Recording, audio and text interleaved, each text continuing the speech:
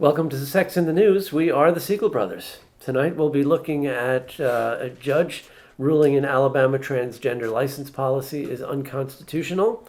A House Republican introduces anti-trans legislation that could lead to genital exams for schoolgirls, and a campaign where men interested in paying for sex are actually duped into listening to harrowing true stories about sex trafficking.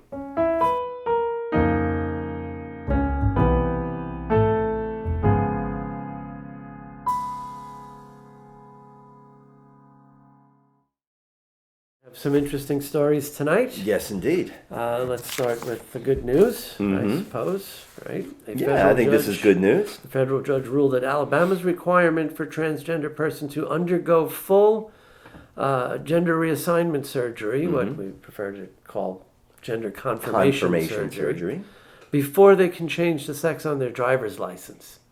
That's stupid. Right. And completely unnecessary. Right, but that's the law in places like Idaho. It was in effect in Alabama, but fortunately, Alabama is under the jurisdiction of the U.S. District Court Judge Myron Thompson. Way to go, Myron. Yes, indeed. Good job. Ruled that this is unconstitutional. That to say that people can only change the sex designation on their license by changing their genitalia, as if that's anyone's business, right? And he directed the state to give new licenses to 3 transgender women who filed the lawsuit, quote, reflecting that they are women. Yes. Yes. As they are. Right. So Alabama, therefore, and again, this is another one of his quotes, right? Let me just read this because I liked it. This is sort of a final quote here.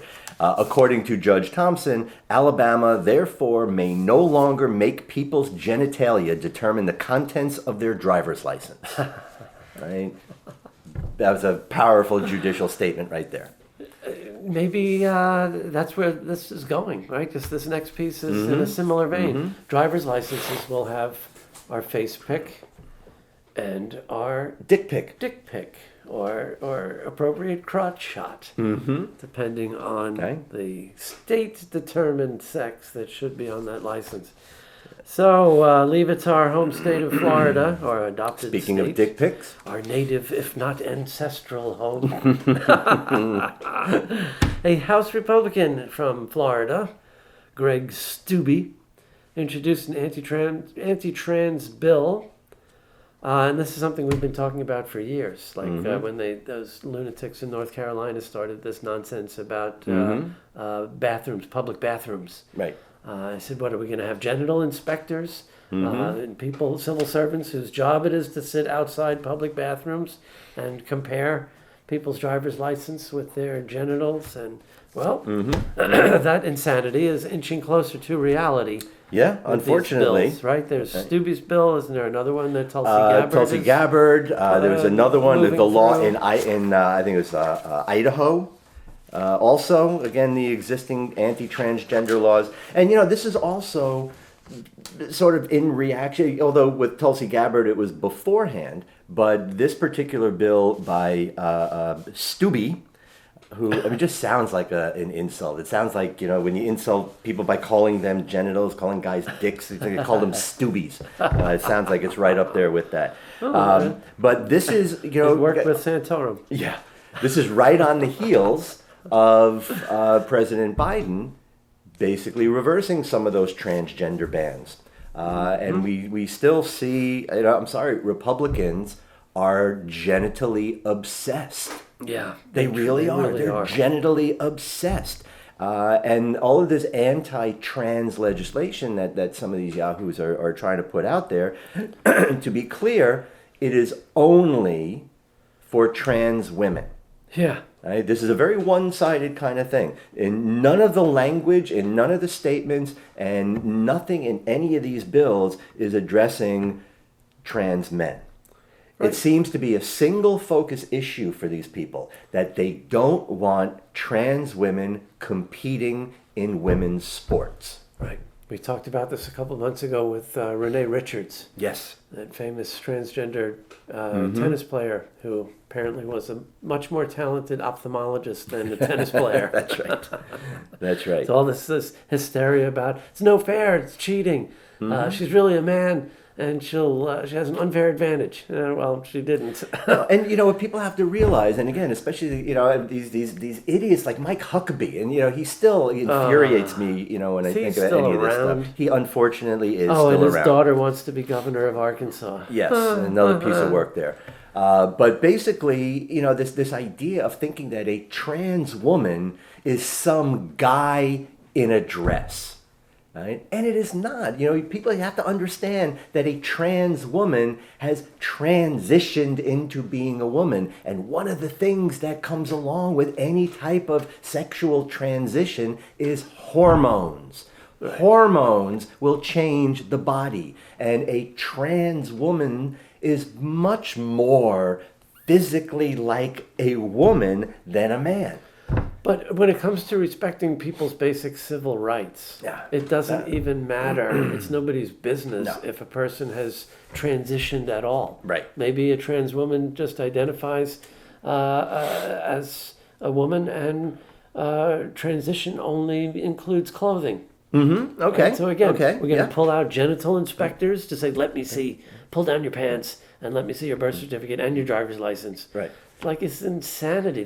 You're right. We are genitally obsessed. And last week I was saying why, since this is the most universal thing we could think of that everybody has in common, now this week I'm saying, mind your goddamn business.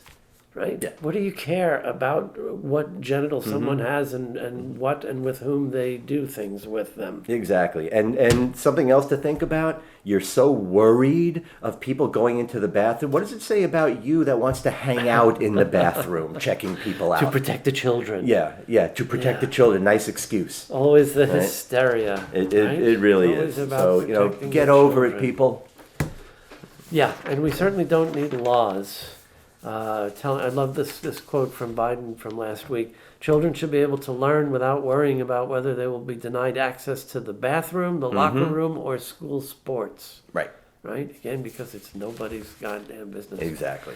And this is interesting. Where is this? Yeah, I like which, this. This, I believe, is which Sweden. Scandinavian country did this come from? I believe that's in Sweden, if I remember correctly. Yes, it is. I love this. This is a great kind of red campaign, herring. right? Like a propaganda. Well, it's a kinda- campaign, but it's also kind of like a sting, Yeah. right? But it's a sort of a sting operation to raise awareness, to make a point. So we have these folks in in Sweden, have launched this nonprofit called Talida, has launched this campaign with basically a fake sex call service run by this campaign. And when guys interested in paying for phone sex call this service instead of someone talking dirty to them, they listen to recordings of real stories, real girls, no fake profiles, of women's stories of having been trafficked or abused in doing sex work. Absolutely. So again, they're calling this number, thinking they're going to be talking, there's some phone sex, and they're advertising real girls, not fake profiles. Get in touch with these experienced women, all this kind of stuff. So all of these guys that are looking for, this phone sex, and some of them even expecting to hook up with a lot of these women, again, thinking that they are prostitutes. So they're calling up to sort of make this play, and instead they're getting these stories of all of these women that have been enslaved and trafficked and forced into prostitution, and kind of have to hear these stories. And it's great, you think, well, why don't you just hang up? Right. Well, no, they're waiting for what they want to happen. So it's almost like they kind of have to listen to this. And I think if it even gets one of these guys to go, Yeah. that's a good thing. And as stings go, it seems far better than this. What's the guy? Chris Hansen, right? Come here, sit down. Come on in, sit down. No, sit down. Come here. The cookies and the condoms and like catch Yeah. a predator stuff. This is a little less aggressive, Yes. right? And like you said, Yes. guys could hang up, but they probably, well, at least listen to some of it and think twice. Just like, we've referenced our friend and colleague David Lay, who wrote that book called Ethical Porn for Dicks, right? Same kind of message, I think, that Yeah. guys who are going to use the services of sex workers should have an ethical compass about it. You should know that the person you're looking to hire is not being trafficked. Right. You should have a sense that the porn you're looking at has been commercially and ethically produced, and it doesn't seem like it's exploitive and, Right. and perpetuating, right? Because we've talked about this on the show too, how the far left radical feminists and the far right evangelicals really find common ground when it comes to a lot of feminism issues. And this belief that any sex work is automatically associated with trafficking and exploitation is just simply not true. There are empowered people, Yes. Sexually healthy people who make their living in one of many forms of sex work.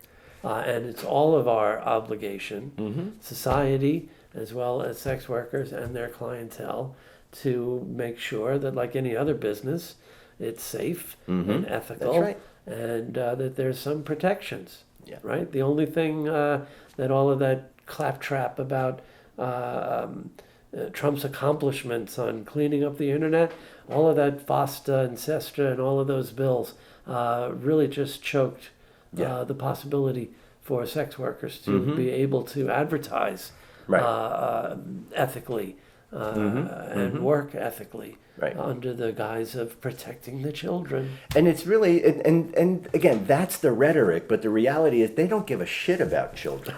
They just don't want sex work. And they don't They want acknowledge that sex. sex work is legitimate work. And for those of you who do think that way, I guarantee you, sex workers work way harder than you do. Yes. Right? Way harder than you do, and do not have any of the benefits that you may have.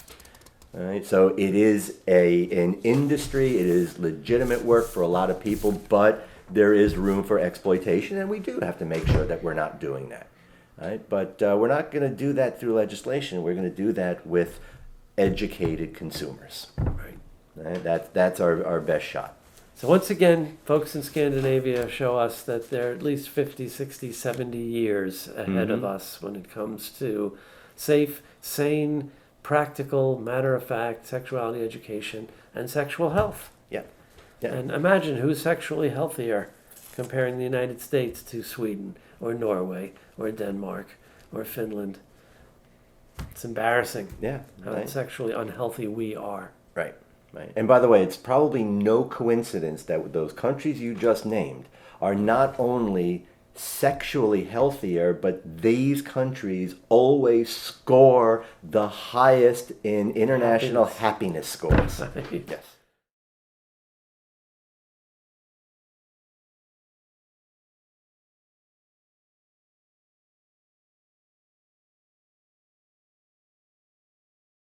And as we like to end this show with our traditional salute to the hypocrites and ne'er-do-wells, especially when it comes to areas of sex and sexuality, in a little piece that we call Poetic Justice.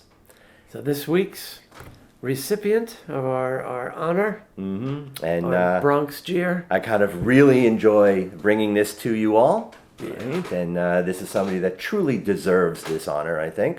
But this week's Poetic Justice goes out to Kellyanne Conway. You. Yeah, that's correct. Now, many of you may have seen, I think about 2 weeks ago, 3 weeks ago, on TikTok, for example, Kellyanne Conway's daughter, Claudia, a 16-year-old girl, posted a video of her mother talking to her. Would that be an appropriate setup? In fact, for those of you who remember the incident Screeching like several a banshee years at ago her. with, what was his name? Alec Baldwin. Alec Baldwin. Sort of that drunk phone call, yelling at and putting down his daughter and really kind of being mean. Yeah. Well, that was nothing on hugs this. and kisses compared to this. A couple of weeks ago, there was the set of videos that Claudia put out there showing her mother calling her a bitch, yelling and screaming, threatening her in a way that I was watching this and I'm thinking this is a mother talking to her daughter. It was disturbing. Not surprising, but disturbing. But she managed to top that. The woman that gave us alternative facts. Yes, What exactly. did she do? Right? She, I don't know, accidentally. It's hard to tell from this piece. But again, how do you the fact do that she accidentally? had these pictures, right? Yes. She took topless pictures of her 16-year-old daughter. Mm-hmm. Her daughter thinks that she was probably doing something to have evidence to use against her someday. Mm-hmm. And apparently, maybe there was a hack. Maybe it was accidentally uploaded, but Maybe she did it on purpose. Kellyanne somehow managed to post these pictures of her topless 16-year-old daughter. Yes. So Kellyanne Conway posted, or allegedly posted, topless pictures of her 16-year-old daughter online. And again, it's Claudia is quoted in this article as saying, "Then I'm literally at a loss for words.